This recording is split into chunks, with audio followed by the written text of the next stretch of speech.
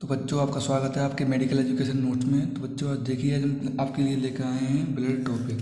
तो बच्चों ब्लड में से पहले पढ़ने से पहले इसको इस टेबल को याद करना जरूरी है। तो गाइस इसमें देखिए मैंने आपके लिए डिवाइडेशन बनाया हुआ है, जैसे कि ब्लड सेल्स पहला अपार्टमेंट है प्लाज्मा, फ्लैट ब्लड सेल्स और फ्लैट गैसेज। इसमें गैस भी होती है ब्लड में गाइस बच्चों।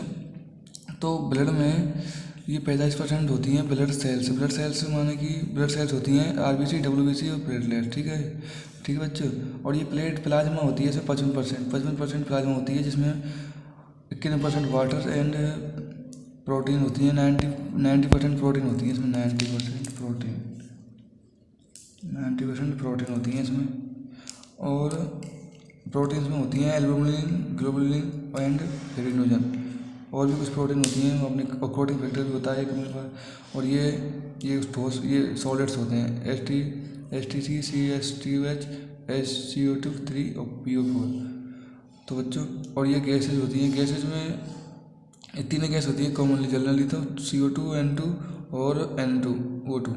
और अब आरबीसी, डब्ल्यूबीसी, प्लेटलेट्स। आरबीसी का तो कोई मतलब कि कोई भाग नहीं होता है, आरबीसी स्वयं अकेली होती है। आरबीसी डब्ल्यूबीसी के पार्टीशन होते हैं, डिवाइडेशन होता है। डिवाइडेशन ये होता है कि ये ग्रेनुलोसाइट और एग्रेनुलोसाइट होती हैं, ग्रेनुलोसाइट और एग्रेनुलोसाइट। अब ग्रेनुलोसाइट में लंबोसाइट्स मोनोसाइट होता है, और एग्रेनुलोसाइट में न्यूक्लियोफिल्स, बेसोफिल्स और एसोफिल्स होता है।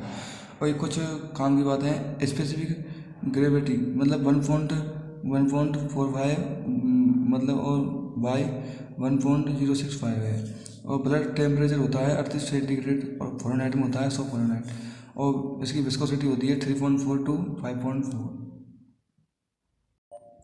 तो ये देखिए ब्लड ब्लड ह्यूमन ब्लड। अब चालू कर देते हैं ब्लड की इसकी introduction of blood. Blood is a fuel connective tissue which circulates to all body parts and organs of body. रक्त एक सरल संयोजी ऊतक होता है जो शरीर के सभी अंगों तक बहता है, मतलब ये सभी को ट्रांसपोर्ट करता है। मतलब कि main functions of blood is that is a transport system of body. है ब्लड ट्रांसपोर्ट सबसे महत्वपूर्ण काम करता है ट्रांसपोर्टेशन का। ट्रांसपोर्टर रक्त शरीर में परिवहन का कार्य करता है। और अब आ जाते हैं बच्चों ट्रांसपोर्ट है oxygen, nutrients, hormones and clotting factors. ये कौन कौन चीज़ का ट्रांसपोर्ट करता है? ये ऑक्सीजन, न्यूट्रिएंट्स, हार्मोन्स एवं क्लोटिंग फैक्टर के परिवहन करता है। ठीक है बच्चों।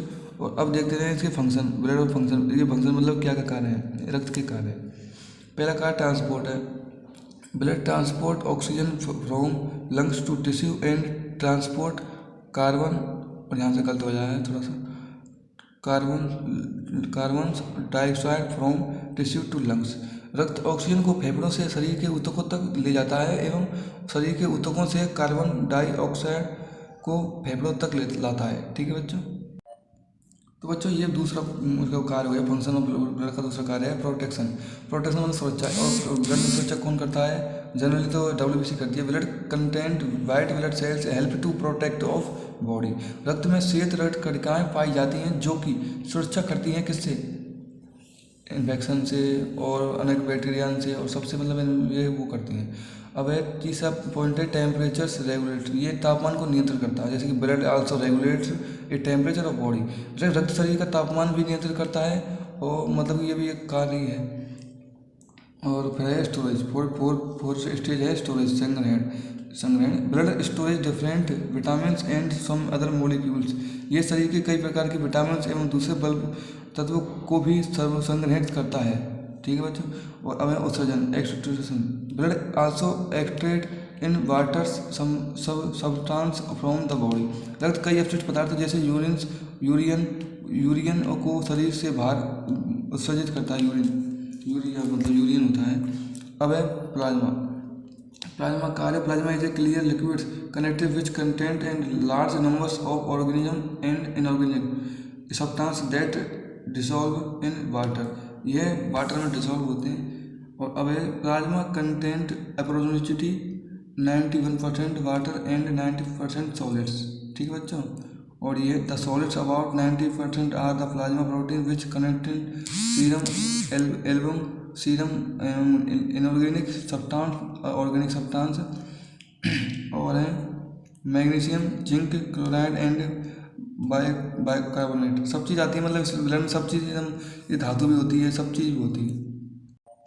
तो बच्चों आ जाते हैं प्लाज्मा प्रोटीन, जो कि हमने पहले पढ़ा था प्लाज्मा, अब आ जाएगा प्लाज्मा प्रोटीन। यह भी एक महत्वपूर्ण है। प्लाज्मा में प्लाज्मा प्रोटीन नहीं होगी तो प्लाज्मा कुछ काम नहीं करेगा ना। प्लाज्मा के इंट्रोडक्शन देते हैं प्लाज्मा प्रोटीन का।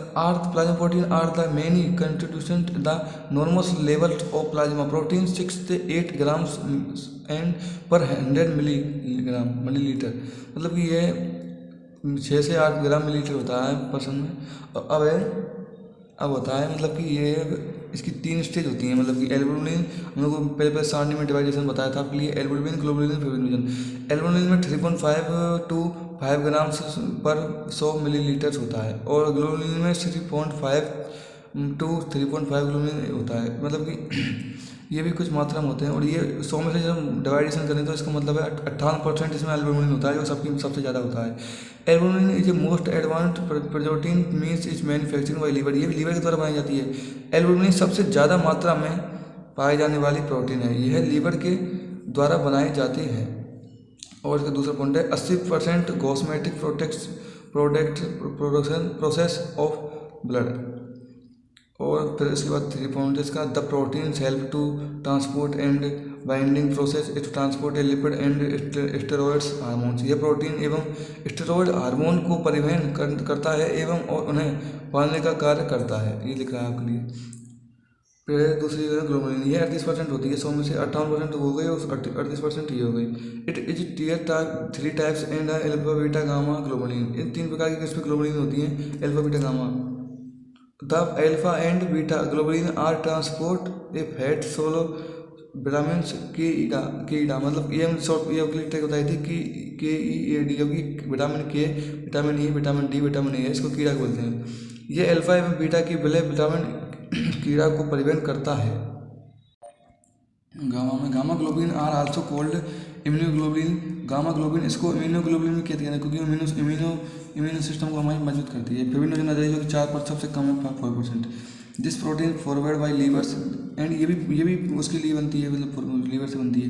And it is transport for the blood clotting process, ये ब्लड क्लॉटिंग को ट्रांसपोर्ट करती है, जिससे हमारे को पड़ जाए वहाँ पर ब्लड हो जाता है, इसलिए ब्लड क्लॉटिंग जमाने के लिए कार्य करती है।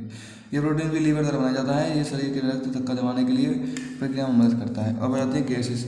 Liver O2 CO2 N2 are present in plasma, ये प्लाज्मा में सब गैसें प्रेजेंट होती हैं। और नोट है, थोड़ा नोट को भी लिख लेना, plasma volume about the 55% of the body, volume 55% होता है। तो हो जाते हैं अदर सॉलिड्स, जो कि बहुत ही इंपॉर्टेंट है, जो एंथ्रोलाइट्स, पहला टॉपिक इसका एंथ्रोलाइट्स, फिर न्यूट्रिएंट्स, फिर उसके बाद आएगा गैसेज, उसके बाद आएगा साइनोस्टेरॉइड प्लाज्मा, इसलिए हम पहले पढ़ते हैं एंथ्रोसाइड को। दीज आर इनऑर्गेनिक सब्सटेंस, ये इनऑर्गेनिक सब्सटेंस होता है। They help maintains magnesium osmotic pressures and ray in important role in function of cell, इसमें सबसे बड़ा रोल होता है इसका एंट्रोलाइट्स का। ये मतलब कि जो टूटी फूटी सेल होती है उनको जो रिपेयर करने का काम करता है। Nutrients produce of digestion pass into blood for digestion to body cells, ये डाइजेशन में काम आती है nutrient. The include immuno cell glucose fatty acid and vitamin are molecules, ये इनको खपत करने में मदद करता है। फैट और गैस आ जाती है। The gases including O2 CO2 and